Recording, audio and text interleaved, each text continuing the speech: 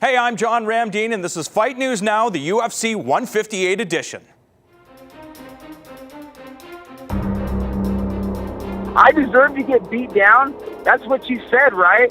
Let me tell you something, uneducated fool. Motherfucker, I'm not stupid. You will never succeed in your life. You don't even know where I come from. You're trying to talk about where you come from. You seriously believe I'm afraid of you, man? You don't know anything about me, man. If I wore some tight shorts out there and got a fucking haircut and I had someone buttering me up halfway through telling me this bullshit, maybe it would have worked out.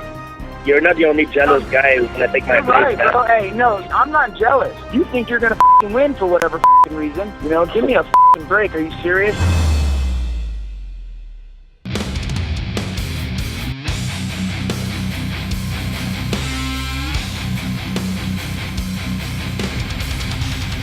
Well, if that doesn't get you amped up for UFC 158, you simply have no soul. Coming up on the show, John Pollock and Ariel Helwani will join us from Montreal. Former UFC welterweight Jeff Jocelyn will join Robin Black and myself in studio, and we'll take an in-depth look at the main and co-main event on Saturday night. But first, it will have been 505 days from the time Nick Diaz called out GSP at UFC 137 to the time the bell rings on Saturday night. Here's a closer look at the fight we've literally been waiting years for.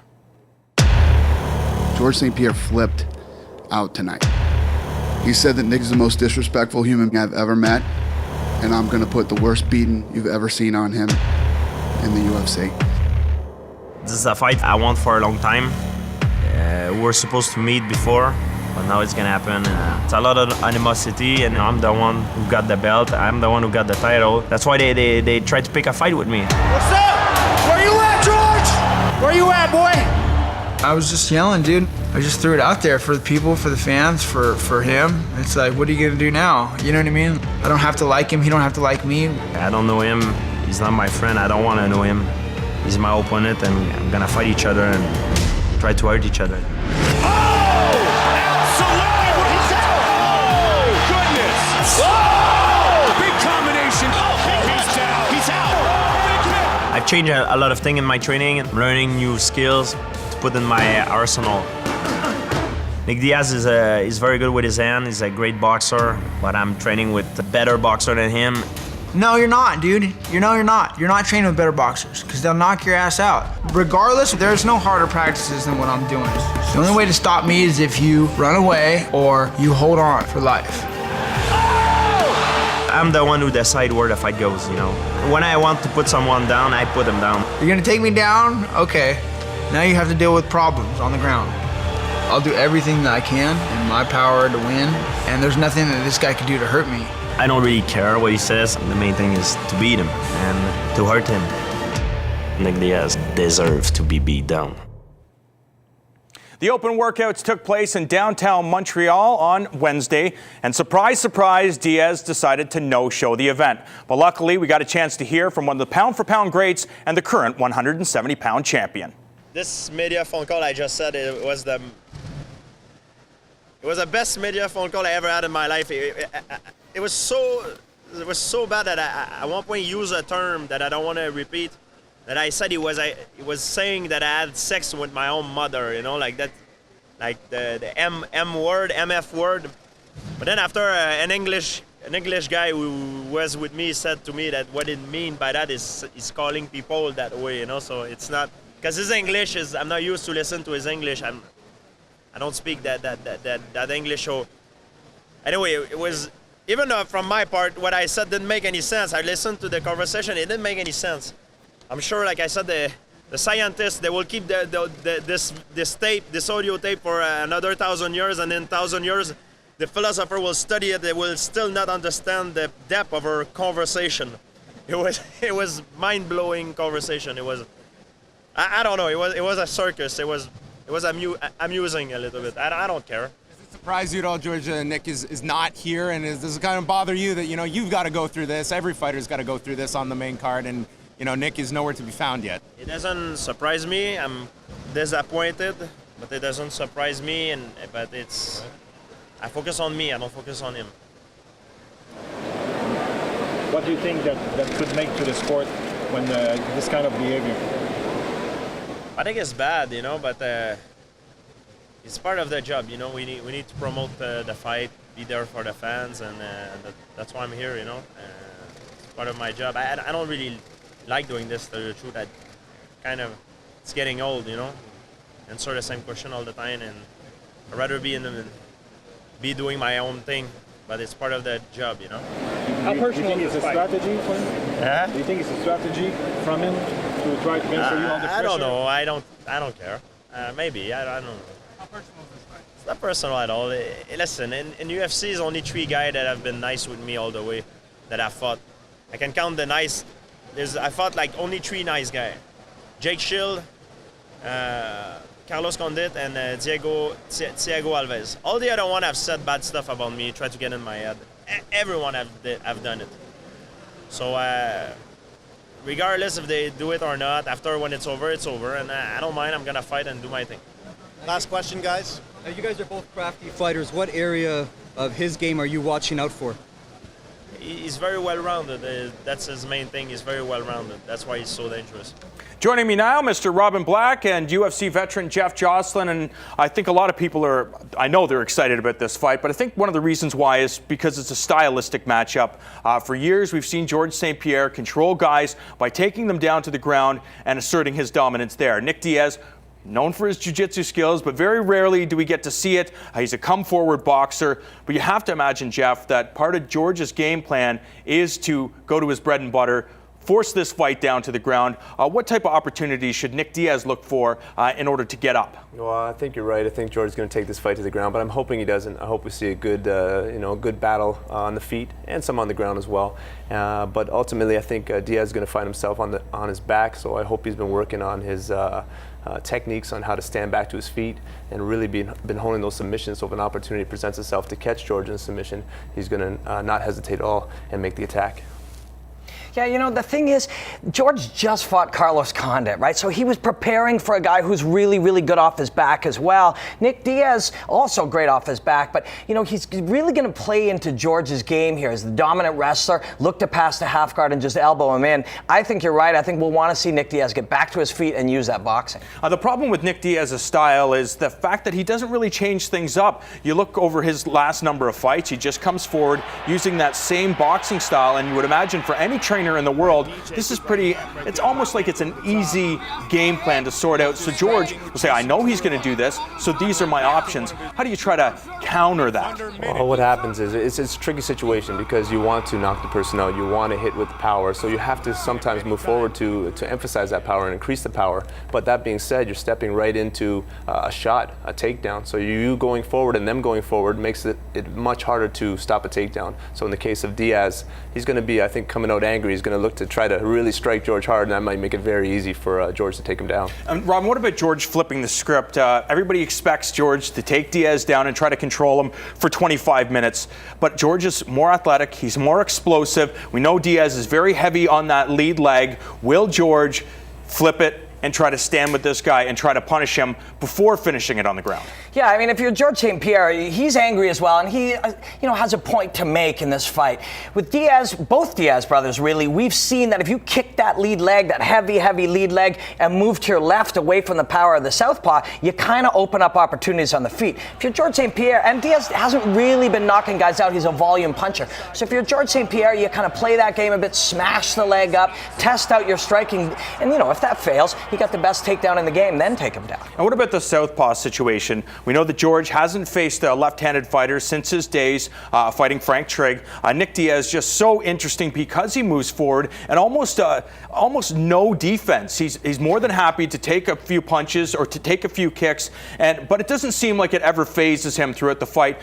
Will the mental aspect also kind of get in the way for either guy? Because it seems that Nick Diaz is amped up and George St-Pierre is kind of responding to some of the things that Nick Diaz has put his way. For sure. I think George is going to look to throw the straight right cross down the pipe. The question is, does he have the power to hurt Diaz? And I think if George hits him a few times and it's not hurting him and he starts to take a few shots, he might again revert back to those takedowns. But the UFC cage is huge. When you get in there, my first fight in the UFC, I couldn't believe how big the cage was. 32 feet, so you have a lot of room to move. So I think George can play, as Robin was mentioning, the kicks, the punches, the movement, like he's done so well in the past because of the size of the cage.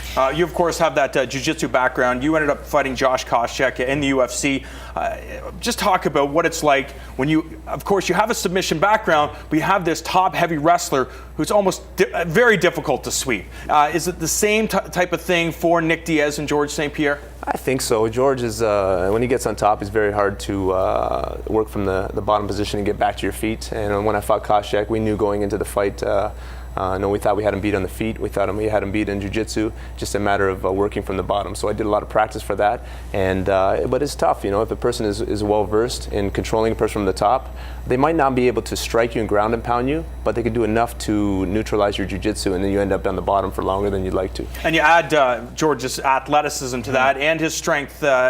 So it's going to be a difficult recipe for Nick Diaz to deal with. Yeah, and it's funny, when you see Nick Diaz being interviewed, he kind of lays out for you how you can beat him. He's like, the only way you can beat me is running or holding me down. Okay, well, I'll do one of those. I can either move and He doesn't consider that a fight, though. He considers that somebody competing in mixed martial arts, whereas his mentality is, this is a fight where I'm supposed to hurt you and you're supposed to hurt me. Yeah, and mentality is a big part of this. Nick Diaz, he's an animal. Nick Diaz is not a competitor. He's not an athlete. He's not, he is an athlete and he is a competitor, but he's not programmed like that. He's programmed like an animal who wants to smash your face in. There are ways to beat guys like that, and there are ways that are pretty well spelled out. Smash the legs, move around him, get heavy on top, and keep him there. But it's going to be hard, really, for him to change that. Yeah, Diaz has had problems in the past. He's fought UFC fighters that are good wrestlers, and he ends up on the bottom a lot. Now, mind you, he manages to flip around and stay out of trouble situations, but he has always had trouble working back to his feet or applying the submission hold. So I don't think he wants to end up on the bottom. I think it'll be a lot of trouble. And we got to talk about the mental state of both guys. Nick Diaz, known for his trash talk, and George St-Pierre, the exact opposite, always respectful when talking about most of his opponents. But the fact is, there is mental games. How will that affect each guy? George is a robot. I don't think you can really get him to play into that game. And so really he tries to frustrate guys by, playing his games, doing all that kind of stuff. But you're not going to frustrate George, and I think that'll frustrate Diaz. If Diaz is lipping off and he's playing his game and George just is a robot, just stands there and doesn't respond, I think it'll be Diaz who gets stressed. But how much of that is real with Nick Diaz? He has to know that by talking some of the smack that he talks, that he's going to get under fighters' skin. And one of the ways to try to get at George St-Pierre is to try to ruffle his feathers. Jeff, do you think Nick Diaz is real? I think everything he says, everything you see is as real as it gets. I think he's real. I think just first thing that pops in his head is exactly what he says. He doesn't overthink it, and thankfully, because it's made an entertaining build up to the fight. Thanks, Jen. Still to come on Fight News Now, UFC 158 edition. We'll go one-on-one with Johnny Hendricks as he prepares for the biggest fight of his career. I'm hoping that I'm going to be able to get my chance at redemption. Of course I wanted to fight George St-Pierre, but he chose somebody else.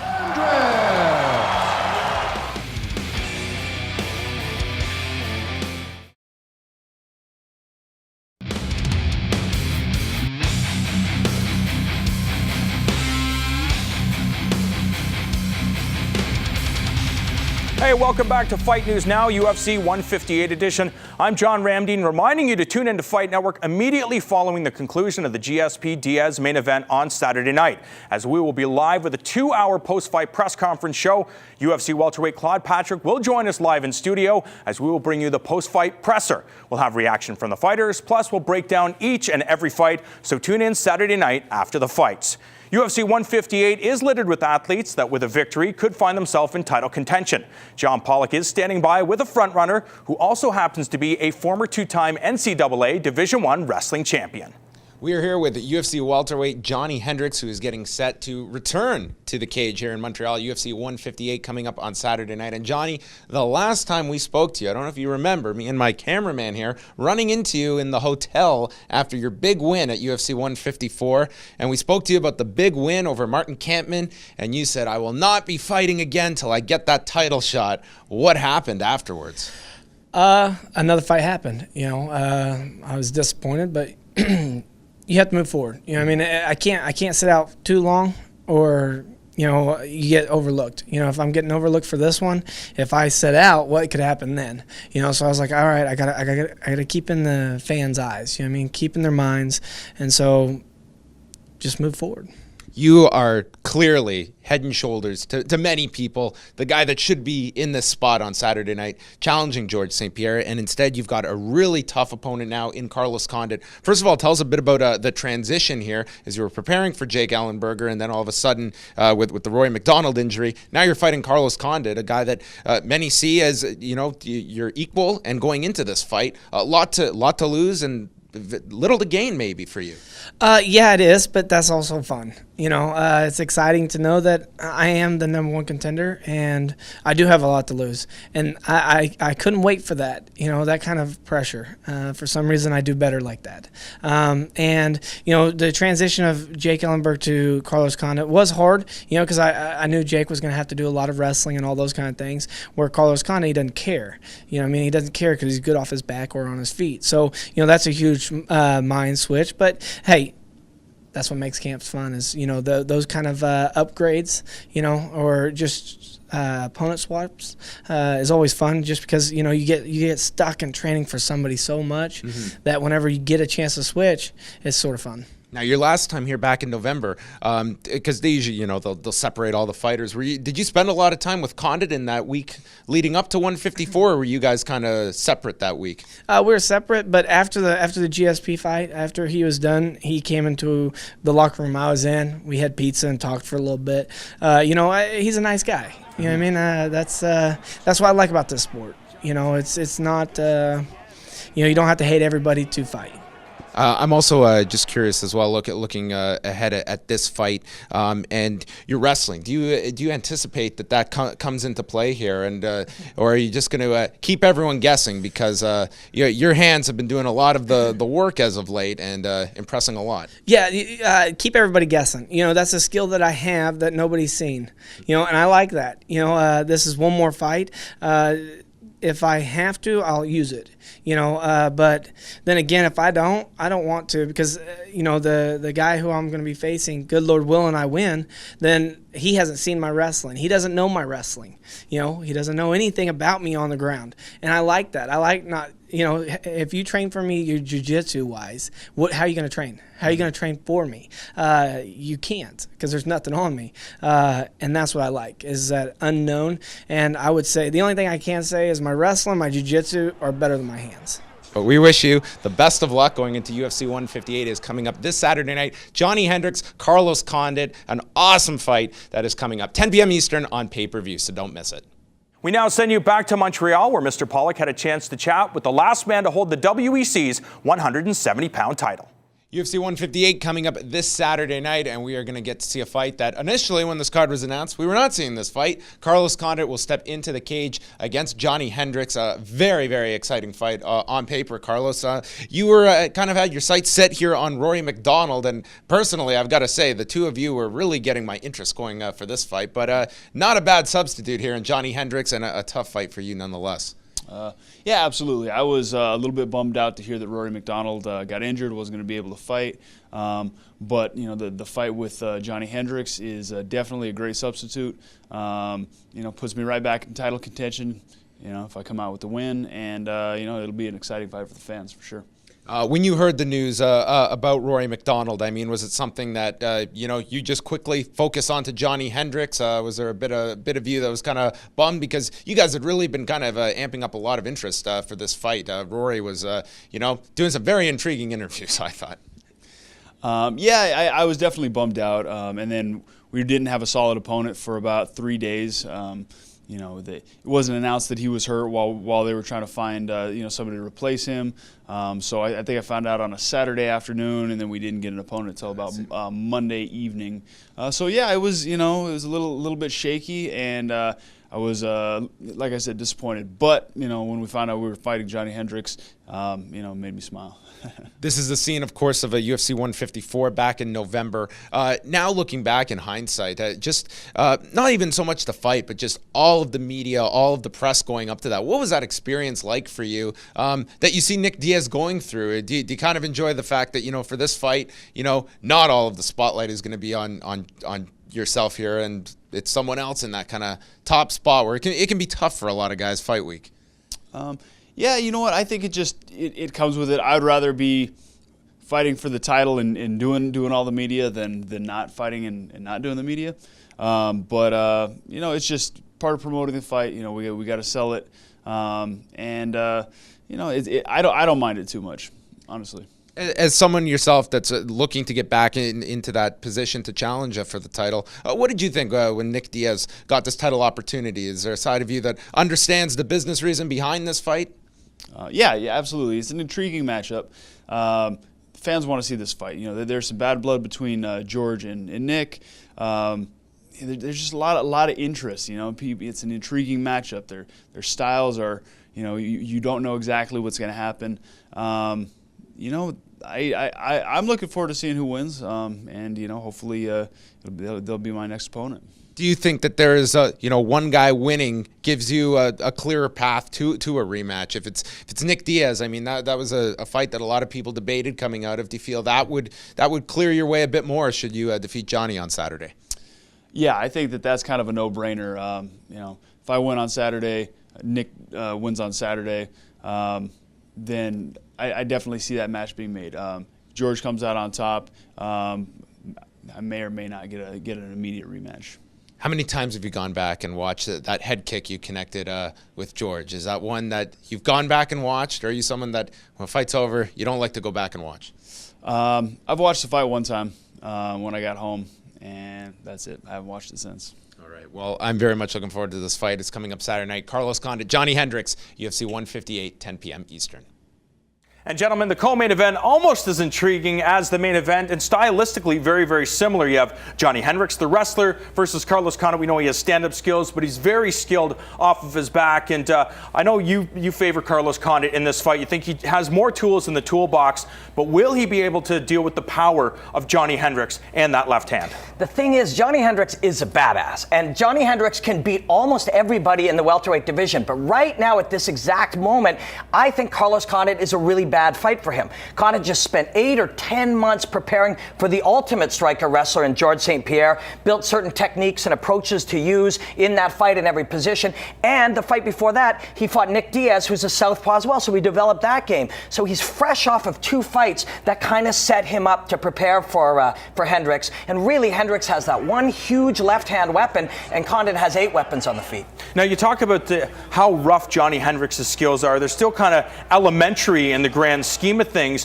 When you have a fighter that is kind of uses his emotion opposed to technique, does that present some more problems? Where George St-Pierre, for example, he does everything well, where Johnny Hendricks, a little rough around the edges. Is it hard to calculate when a guy is maybe not as technically perfect as he should be? It can be awkward to fight a person that's a little bit awkward in the striking.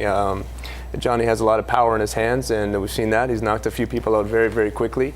But I think instinctively, he's going to probably try to take this fight to the ground. George St-Pierre showed how you can beat Condit, take him down over and over again, and we might be able to see Hendricks, high-level wrestling, which we haven't seen so much because he's been knocking everybody out. But Robin, you expect him to use that reach, use the range, and Carlos Condit is going to have a 7-inch reach advantage in this fight, and that's a valuable tool to have. Yeah, especially for a guy who's so evolved as a Muay Thai fighter.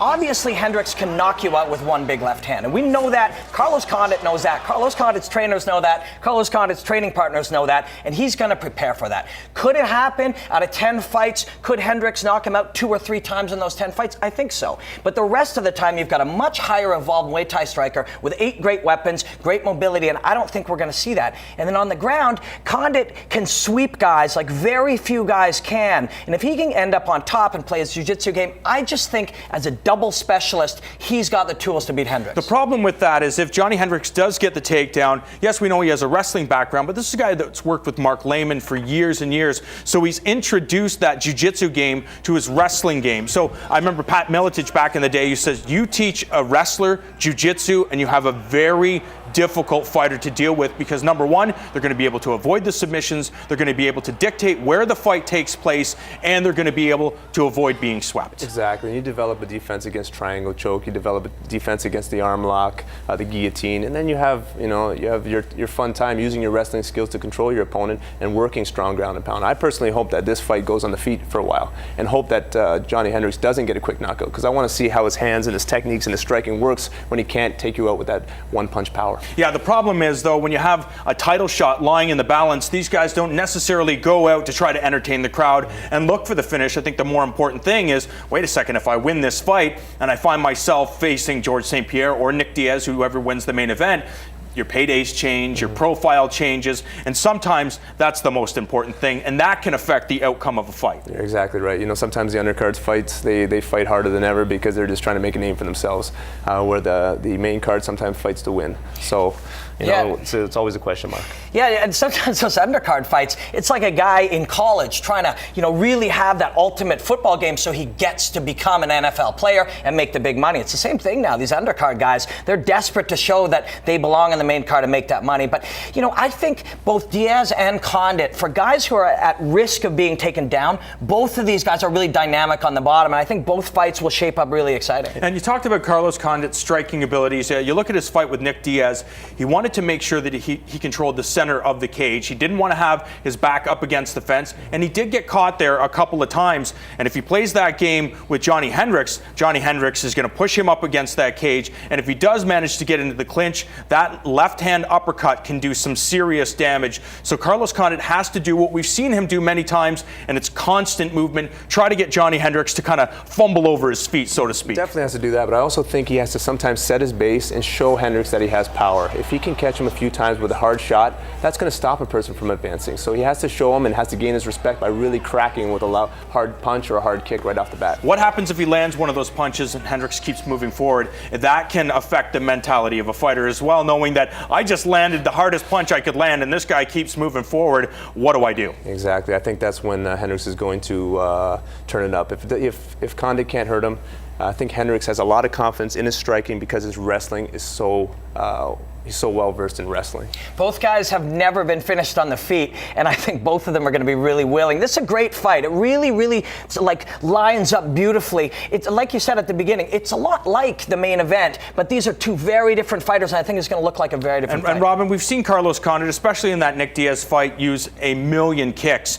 Will he throw the kicks knowing that Johnny Hendricks could intercept one of those legs and put the fight exactly where he wants to have it? That's a good point. If you were in here against a wrestler like that, would you be throwing those kicks? Uppercuts, baby, right up the middle. Thanks, John. Still to come on Fight News Now, the UFC 158 edition. Ariel Helwani weighs in, so stay tuned.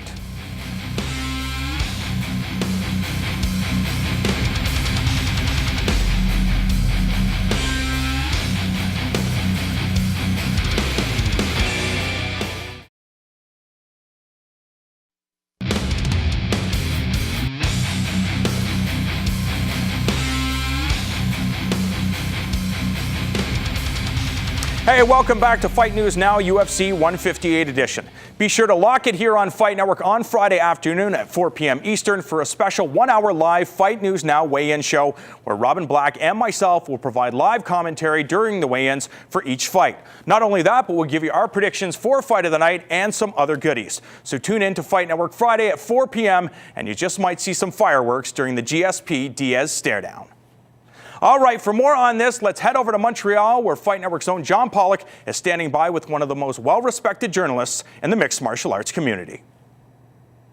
Here at the Complex Desjardins, site of the open workouts, a Nick Diaz-less open workouts, and we're with Ariel Helwani from MMAfighting.com, and that is the story of today, Mr. Helwani. Nick Diaz not appearing at the open workouts. Should we be surprised, or does it still get the level of surprise that Nick Diaz, same story, but how intriguing? If anything, I think it adds a level of intrigue to this week. I mean, at this point, you have the conference call, which sells the fight itself.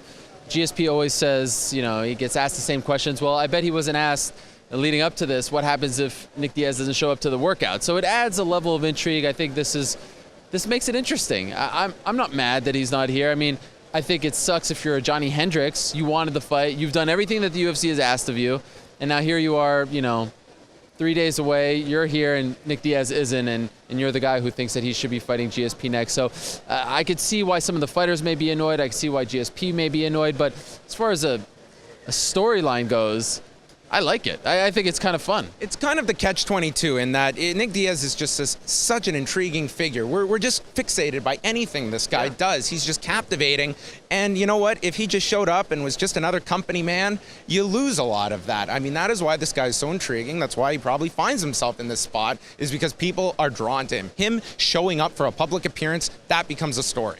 Absolutely. And, you know, someone said to me, oh, well, if he loses on Saturday, he's going to get cut. There's no way Nick Diaz is going to get cut. The UFC, at the end of the day, they're very smart people. He is a draw. If he wasn't a draw in doing this, yes, he would be cut. I mean, I don't even think he would get this opportunity, right? So I bet you the Diaz fans, they're rallying behind him. They like this. He is anti-establishment. He is the guy who says, media workouts, I'm not going to show up to media workouts. Press conference, I'm not going to show up. And I bet his fans like this. Where was your interest level for this fight pre-conference call? Because it seemed that after that call, at least the entire MMA community just buzzing after this call. I'm very surprised, and maybe it was just too late, that they didn't incorporate more of that call onto the Countdown show. There was no clips of it. I think it was a little too late. Unfortunately, they couldn't squeeze just a touch of it in there, but still, I thought it was fun. Nick talking about excited and all this stuff. I mean, he was Nick being Nick, and I think, you know, lately I feel like Nick is actually making more sense. I actually understand where he's coming from. Before, he used to go off on tangents, and I feel like this is the old Nick, the authentic Nick. The last two fights in the UFC, 137, 143, he looked different, had a different haircut, he seemed subdued. It almost felt like they were packaging him like corporate Nick. This feels like the old Nick. This is right to me. This makes sense. And this is what we've come to love and expect from Nick Diaz. So, to answer your question, before the conference call, we were caught up in the Ronda Rousey show. There were a lot of fights going on. Japan, that was a big card. It was hard to focus on this one. But then that happened, and that's all the UFC needed. My interest level exploded, and I was really looking for. I said a year ago I was looking forward to this fight more than Anderson GSP. It interested me more. And then after, for some reason, the Nate Diaz Benson Henderson fight, my interest sort of went down a bit. Now I'm counting the hours to Saturday night. On the other side, and I think not as many people talk about this as much, what do you make of George St-Pierre, particularly over the last couple of months? We were here in January where Nick Diaz was all smiles and with the media and stuff, and George seemed very out of place. He's just flat out saying, you know, I'm sick of a lot of these questions I get. It's old to me. To me, it seems that this is dare I go into pro wrestling realm, almost like tease of like a double turn here, so to speak. And granted, we're in Montreal, probably not going to happen. But it seems that George, there's a certain, you know, he's just kind of tired of a lot of this stuff. Well, you know, I appreciate it on one hand because at least he's being honest. And one of the things that we've always said about George is we don't feel like he's authentic, like he's honest. Well, at least he's telling us he doesn't like to do this. Well, that's fine. No one's asking you to make your questions interesting. It'd probably be better for all of us involved, but at least he's being honest. And dare I say, Nick Diaz, in a backwards kind of way, is actually carrying the promotion for this fight, right? His behavior at the press conference in January, which you were at, was the story, that he was the nice Nick. And he arrived. Yes, and he arrived. His behavior on the conference call was the story. His behavior today, the story. Nick Diaz is a story. He's a star because of what he does, how he acts, how he talks, and people love him for that or they hate him for that. But at the end of the day, no one is indifferent towards Nick Diaz. So to go back to GSP, I don't think he's turning. I just think he's more comfortable and he doesn't care anymore to please us. He's just going to say how he feels. As well, obviously the backdrop for this entire card is the welterweight division and kind of sorting things out here. Johnny Hendricks, a lot to lose in this fight with Carlos Condit. I still believe Condit is the #2 welterweight right now in that division. In the event of a Condit win here, does the, you know, kind of background winner here become Damian Maia? In an event of interesting. I could see that. I mean, there's a lot of possibilities. Let's see what happens with Marquardt. I think they could be intrigued by that. They're friends. Marquardt has said that he'd fight GSP. I know he's coming off the loss. There is Safadine out there, and there's the intrigue of, you know, champion versus champion. And, of course, the fight that I think is the biggest non-Hendricks, non-Diaz fight for GSP at 170, Roy McDonald. Yeah. And I know he's injured. He told us just moments ago that he'd like to come back in the summertime. I think he is 1 or 2 fights away from that fight really becoming a reality. And, again, I'll say it. I do believe he would take the fight. I don't know if George wants the fight, but I do believe Rory's interested. You could just see it. When he talks, you could see that that's where he's headed as far as mentally. So Would your head have exploded had we had Nick Diaz and Rory McDonald leading up to this card on Saturday night? I think that this would have been I am completely on board with you. I find these two the most fascinating characters in mixed martial arts right now. I was very disappointed when we didn't get the Roy versus Condit fight. I love that fight. I love the call out in the cage in Seattle. Rory, Mike Ricci, that whole thing, it's great. UFC 158 is coming up this Saturday night from the Bell Center. Still to come on Fight News Now, UFC 158 edition will take a closer look at Canada's young gun looking to make a good impression in his UFC debut. So stay tuned. This is crazy. And he's in trouble. Mian unloading. And Mian has it. Whoa! Jordan Mian. This is insane.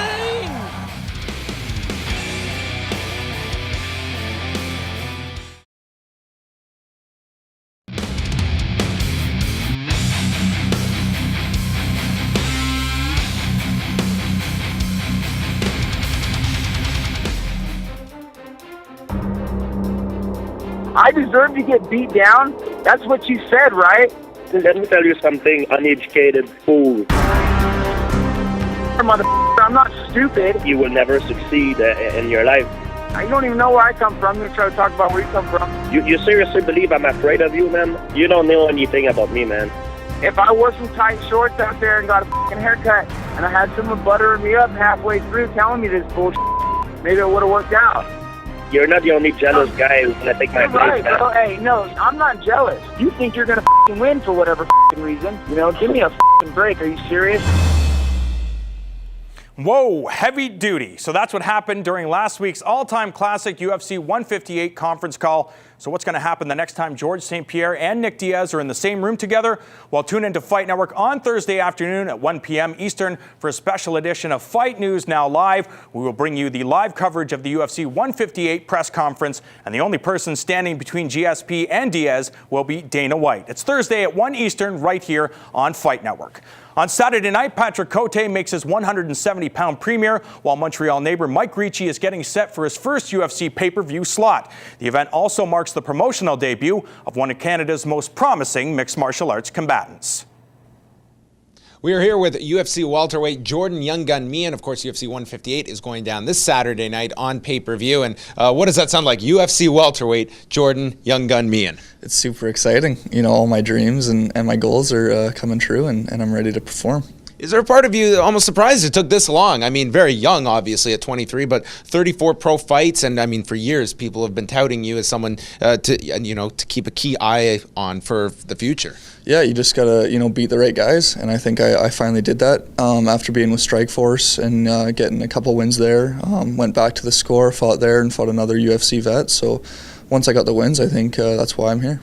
Well, you were going to get a good one on Saturday night in Dan Miller, a guy that has never been stopped in his career. A very significant test. This is his second fight since cutting down to 170. Tell us a bit about preparing for Dan Miller. Yeah, watching lots of tape. His last fight was against Ricardo Funch. He guillotined him, dropped him a couple times in the fight as well. And watching out for guillotines in training camp, really keeping your head positioning in the right spot. And he's got constant pressure, and he's obviously, like you said, coming down from middleweight, so he's going to be a strong guy. So just preparing with big guys. It seems obviously, looking on paper, UFC 158, the welterweights are the key division to watch for here. Of course, the top three fights. But you look underneath here, someone like yourself here, I mean, you're going out there to impress, I'm sure. And just it's a real big spotlight, I think, on the welterweight class that we're going to see on Saturday night. Yeah, I feel honored to be even on this card. And, to be in Montreal, to be my first fight in Canada is really special to me. And like you said, all the welterweights that are on this card, even when I'm done my fight, it's going to be just fun just to sit down and watch. It's going to be awesome. Yeah, I'm curious, are you able to kind of take that in fight week? I mean, you're so geared towards this fight. Are you able to kind of, I'm finally here at the UFC, but, maybe you don't get a chance to necessarily sit back and enjoy it now that you're here? Yeah, well, I'm just staying focused on until I fight, and then after that I can relax and watch the rest of the fights. But for now, it's just eye on the prize and beat Dan Miller.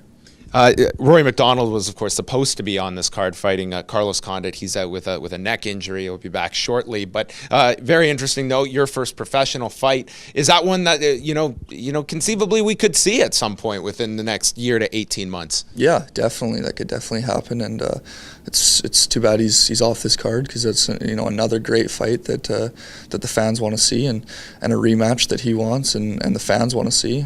I was there in Vancouver watching it, and it was super exciting, and I'm sure this one would have been just as good, but got injured, and he'll be back soon. And yeah, that would definitely be a possibility. Who do you like Saturday night? George St-Pierre and Nick Diaz in the main event for the welterweight title. Ooh, it's hard. I think it would be interesting to see Nick Diaz win, but I think the explosiveness and I think he'll just, his takedowns and his explosiveness even on his strikes, I think are going to overcome Nick Diaz. I think St-Pierre is going to take the win. Did you get to hear that intense conference call last week that everyone is discussing? It made so much sense. It was just so great. I think that this fight week is going to be so entertaining to watch with the two dichotomies, so to speak, of George St-Pierre and Nick Diaz. Jordan, congratulations here on getting to the UFC, and all the best Saturday night against Dan Miller. Appreciate it. Thanks. And gentlemen, over the years, we've seen fighters come from specific martial arts backgrounds, whether it's wrestling, jiu-jitsu, boxing, kickboxing, whatever it is. Jordan Mein, 23 years of age, didn't really have one specific background, coached by his father, Lee Meehan. This guy is a youngster, and I think it's the way that we're seeing mixed martial arts progress, where these guys have every single tool in their toolbox. They are real mixed martial arts fighters, and I think we're going to see that from Jordan Meehan. He's going to show everything. The thing is, he started fighting so young as well. He wasn't just training it. He actually started getting into the cage and competing and getting used to the adrenaline dump and all the things that a new fighter experiences. So I think we're going to see a highly experienced Jordan Meehan step in for his octagon debut. Yeah, I agree. I mean, 30-odd fights this young. And we saw it in that interview with Pollock. He's joking around. This is a guy fighting in a few days in Montreal in front of a big arena. Against a tough guy. Yeah, against a really tough guy in Montreal, and he's joking around and having fun. You got a young guy, Ryan Dixon, who's undefeated welterweight. How do you prepare a guy like this as these fights get bigger and bigger? Well, like Jordan has done, he's done his preparation. With my fighters, I make sure they've done everything that they need to do in the gym beforehand. Then the week leading up to a fight, during the fight, is the fun time. It's the reward. The training, hundreds and hundreds of hours, is the hard part. Fighting for 15 minutes in front of all your friends and family and people on TV, that's the exciting part and the reward. And what I like about Jordan Meehan, he seems very intelligent in his approach to the fight game. He's very analytical. He understands the entire scope of the game, and I think that's one of the things that can separate him from guys that just go in there, train, go in there just to duke it out. Jordan Meehan has a process, he has a plan, and he always seems to do exactly what he needs to do. Yeah, I agree. And even some of these younger guys are actually doing more, understanding and the game evolve even more. Jordan's great on the feet, great in the clinch, great wrestler, great jiu-jitsu, but he's starting to understand these intangibles. He's able to control distance really well. He's able to control these areas in between that aren't quite any of those positions. And, guys like this are going to be really, really scary in a couple of years. Your father helped guide you through the ages, just like Jordan Meehan's dad, Lee Meehan, is guiding him, has really taken him to the top. We saw him fight for the Score, we saw him fight for Strikeforce, now doing what they both expected would happen eventually.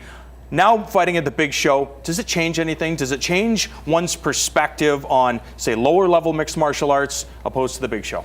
First off, I'm so excited. As you mentioned, Lee, his father, and Jordan are both great people, so it's exciting to see them in the big show, tearing it up. But I think the preparation for every single fight, when you get to the UFC, it feels the same as any other show. You really don't hear the crowd. When you're well prepared, you don't even hear the referee hardly at all. You're just in the zone, you see your opponent, and it's about, if you put your hands like this around your face, that's about all you see, even if there's 20,000 people bouncing around. I fought in front of 5,000 Marines, and they said that was louder than 20,000 regular people, and I couldn't hear one thing. And Dan Miller is a guy who seems to be unbreakable. Jordan Meehan, we know his style. He comes forward. If it happens to be a slugfest, I don't think Dan Miller's going to fare very well, because Jordan's striking, I think, is just on a different level in compared in comparison to Miller's. But what happens if he can get this fight down to the ground? Does Mian have the ground game that he needs to compete with Miller? You know, we saw him fight Josh Berkman in Orillia, Ontario, and he did great. He won a split decision against Berkman. Berkman was a huge 170 with great wrestling, and Jordan was able to avoid the takedown as well as get up. Now, Josh Berkman and Dan Miller are different stories, but Jordan is understanding the game as one big free-flowing thing. If you're going to get held down, you can get held down, but I think he's got the tools to be able to stand back up. He always comes in good shape, and that's the big thing. And he looks in good shape in the interview, and I think he's going to be well prepared to deal with anything his opponent brings. Still to come on Fight News Now, UFC 158 edition. We have some important programming information to tell you about, so keep it locked. Where you at, George? Where you at, boy? Uneducated fool. I don't think you're smart enough to understand.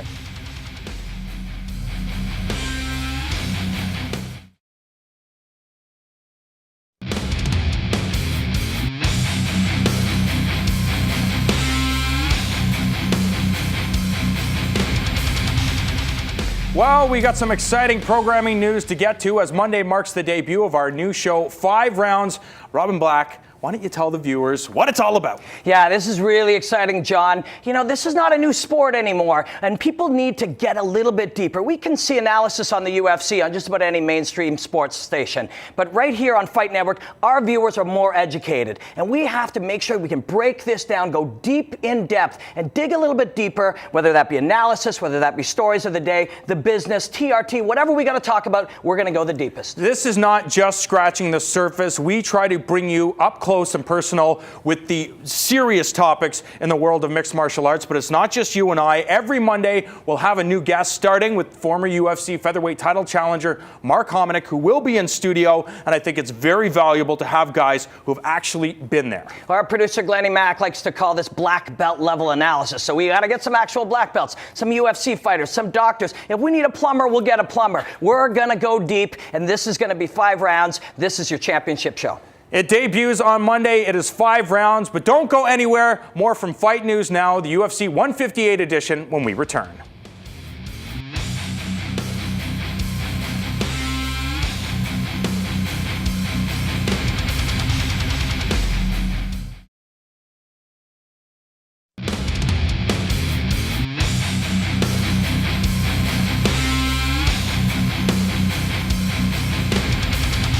Welcome back to Fight News Now, UFC 158 edition. I'm John Ramdeen, reminding you to tune in to Fight Network immediately following the conclusion of the GSP Diaz main event on Saturday night, as we will be live in studio with a 2-hour post-fight press conference show featuring UFC welterweight Claude Patrick as well as Robin Black and myself. We will bring you the post-fight presser as well as reaction from the fighters. Plus, we'll break every fight down, so tune in Saturday night after the fights. And we know it's all about George St-Pierre and Nick Diaz, but this card is loaded from top to bottom. The co-main event really could be the main event. I know people are anticipating a slugfest between George St-Pierre and Nick Diaz. That's what people want to see. But is it going to happen? That is another question, because quite frankly, the title's on the line, fame is on the line, money's on the line, and that can change the dynamic of the fight. Will George St-Pierre stand and trade, or will he do what we've seen him do time and time again, hold Nick Diaz down for 25 minutes? If I went with my gut feeling, I think George is going to take him down, grind him out. But I'm hoping, I'm praying that this is a stand-up battle, some groundwork as well. Really an overall exciting fight where both guys hug at the end. Well, maybe not. They may not like each other enough to hug each other. But I just want to see a good battle. You know, let both of them show all their skills.